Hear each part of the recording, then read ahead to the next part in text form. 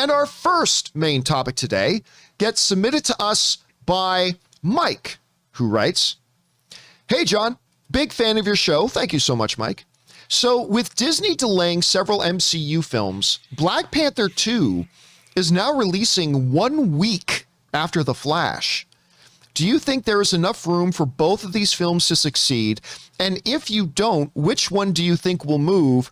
Thank you very much, and bring on the filthy." All right, thanks a lot for sending that in, man. And yeah, you guys will remember on yesterday's episode of the John Campea Show, we were talking about the fact that Disney had just announced that they were moving a whole bunch of their release dates.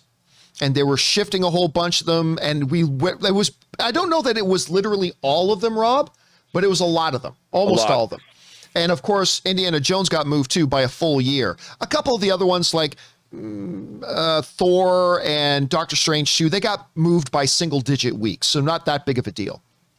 But that is big. But one of the outcomes of that bump was the fact that, and we didn't talk about it yesterday because I didn't realize it yesterday, is that now Black Panther 2 is releasing the very next week after Flash is opening up. This comes to us from the folks over at Comic Book Movie that write, "It will be Marvel versus DC at the box office when Black Panther Wakanda Forever and The Flash open up 1 week apart in November of 2022. The Walt Disney Studios on Monday announced a scheduling shift to movies dated through 2023, delaying anticipated Marvel Studios sequels, Doctor Strange and the Multiverse of Madness, Thor Love and Thunder, The Marvels, and Ant-Man and the Wasp, Quantumania.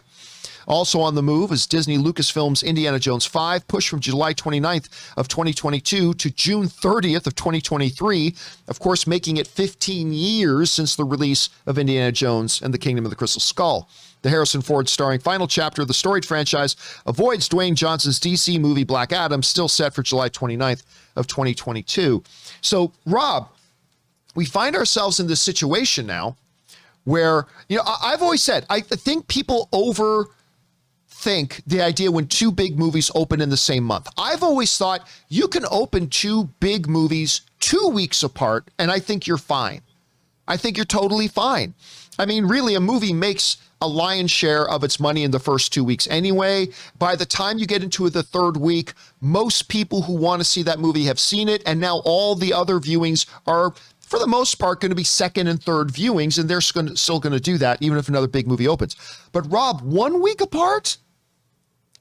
That's no good. We've seen several times when a potentially really big movie opens and then another monster movie in the same kind of demographic opens 1 week after, it hurts both of them. There have been a couple of very rare examples, Rob, when it can work and both do okay, but really it'll hurt both of them, and quite often it'll hurt one a lot more than the other. And now we've got a situation where this Flash movie, which has been delayed many times, and now Black Panther 2 are now opening just 1 week apart. So the question becomes, do I think one of these two are going to move? Hell yes. I think one of them's going to move, Rob. I cannot see it. This is because not only is it roughly the same demographic, these are two comic book movies. These are two highly anticipated comic book movies. And I just don't think it's good for either Flash to try to open up big opening weekend, great, and then have your second weekend killed, or Black Panther having your opening weekend compromised by the fact that it's only going to be the Flash's second weekend. I think Black Panther 2 will weather the storm better than Flash does, but it's not good for Black Panther 2 either. I think one of them are going to move. And Rob, as has happened in the past, and as I think will happen again, I think ultimately it will be DC that moves. It's happened before. We've seen this before, Rob, where we've had two significant, a DC and a Marvel movie opening up really close or on the same day, and one of them moves. One of them has to. It's just good business sense. And I really do think Flash is going to move for two reasons. One, Black Panther is the more successful franchise right now when it comes to the theaters. Yes. I mean, there's just no getting around that. It just is. That's not up for debate. Everybody knows this. The second reason why I think it'll be the Flash is because DC Marvel, I should say, just moved to that date yesterday.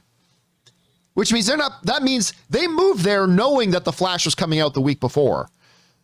They're not going to move again. So I think one will move. And by the way, I don't think it's a sign of weakness that you move either. It's just a sign that you've got good business sense. So I think DC will do the good business move, Rob. I think they will make the smart decision. They will move Flash out there, at least move it 2 weeks away from Black Panther. Maybe they only nudge it 1 week. Maybe they move it to another month entirely. I don't know. Rob, you take a look at the situation. Number one, do you think they can, honestly, do you think they can both stay in their dates and maybe still do perfectly fine? Or do you think that one of them needs to move? And if so, which one do you think moves? Well, obviously, Black Panther 2 Wakanda Forever has $1 billion film that it's following up. So it's the 900-pound gorilla in the room. It's if anything, I'd want to move away from that movie, just as a matter of policy. So I think after this big shift that happened yesterday, Warner Brothers is reassessing when The Flash is going to come out, because you know what? They also know they have something pretty special in The Flash. If all of these reports of the multiverse and Michael Keaton and Ben Affleck and everything, that's going to be a big movie too. And I would think it would be academic that you don't want to be in the second week shadow of the second Black Panther movie. So I honestly think The Flash will move.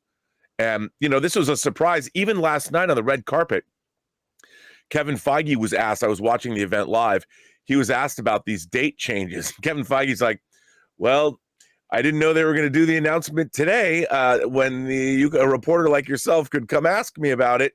So he clearly was not appraised of that situation, that they were at least going to make that announcement today. I'm sure he could have wished they waited until tomorrow, not when he's on a red carpet being peppered with conversations from reporters from everywhere around the globe. And when he said that, I found that surprising, which to me, John, speaks to, one more thing Bob Chapek has done that isn't good. Oh yeah, don't forget, under Bob Iger, Feige got a lot of influence and a lot of say on when these movies came out. Kevin Feige no longer has any say on when these movies come out. He doesn't even get a say on where they come out. Kevin Feige doesn't have that power anymore. It's under Bob Chapek. At least you could see nobody works the press better than Kevin Feige does. Yep. But you could see even in his mind, he's like, great. I'm sure he was dreading going to the premiere because he knows the genre press, people like us, would ask him these questions. And it's like, it shows a lack of consideration at the top at Disney, where here you're releasing, another film that you've got your Oscar-winning director releasing one of your big franchise properties. Don't you think you would want to give that movie a wide berth and allow the world premiere to go off without a hitch? And yet, nope. Earlier in the day, you have to provide something that completely overshadows the moment. That, to me, is bad leadership. And it was one more example of something Bob Chapek allowed to happen. Or if he didn't allow it to happen, then he wasn't aware it was happening, was an idiot. Yeah, by the way, I just want to point out again, I've been to a bunch of these premieres. Well, I go to a lot of premieres for different studios, but I've been to a lot of the Disney ones. Bob Iger was always there. He was always there supporting his filmmakers, supporting the talent that was making the films, supporting these projects. I have now been to 2 in the Bob Chapek era. He hasn't bothered to show up to either of them. Bob Chapek definitely wasn't there for Shang-Chi because I don't think he wanted to get face-to-face with Simu Liu after the comments that he made. And then again, he wasn't there again last night. So Bob Chapek has no interest in publicly supporting these projects. But in Bob Chapek's defense, though, did John just say he's going to speak in Bob Chapek's defense? Yeah, give me a second here. In Bob Chapek's defense, Rob, and you tell me what you think of this.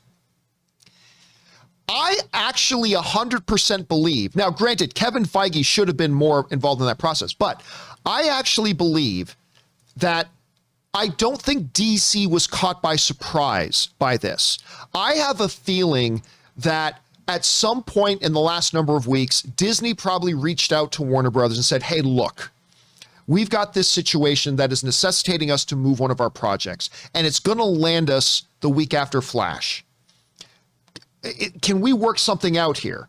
Let's come up with some solution here that benefits both of us. So I wouldn't be surprised if the Flash has already decided to move release dates again. And like they said, yeah, okay, yeah, we'll be good moving to this month. You go ahead and take that one or the. I have a feeling, Rob, that DC and Warner Brothers at least discuss this in advance. Am I being overly utopian and thinking everything is kumbaya and handshakes, or do you think maybe this caught DC off guard? What do you think? I think it probably did catch them off guard. I think it caught kind of everybody off guard. But the thing is, it's not, for a studio to decide they're bumping their whole slate. And by the way, Kevin Feige addressed why. He did say, yes, he did. It was production issues. And I think production issues maybe because of IATSE could have been part of it, or, just there's all kinds of supply chain issues. There's labor problems. I think he was being genuine when he said there's production issues, and rather than rack up huge costs to work 24 hours a day, they figured, you know what, it's probably cheaper for us just to bump the movies. We're going to be okay. By the way, no, go ahead. Finish your thought. Oh, I was just going to say that I think that Warner Brothers was probably caught unaware, but it's not like it's some state secret or anything. I think, okay, Warner Brothers is like, we have plenty of time to adjust our own schedule accordingly. I should shout out to one of our viewers in the live chat, Ryan, who makes a good point to counter my point. He said, you think Bob Chapek reached out to DC? Dude, the guy didn't even talk to Kevin Feige. That's a good point, Ryan. I got to give you that. That's a good point. Anyway, guys, the question is for you. What do you think about this situation? Do you think The Flash and Black Panther 2 can open just 1 week apart from each other without damaging either of their box offices? I personally don't think so. Maybe you do. Do you think one of them moves? If so, which one do you think moves? Wherever you are on this, jump down into the comment section below and let us know your thoughts.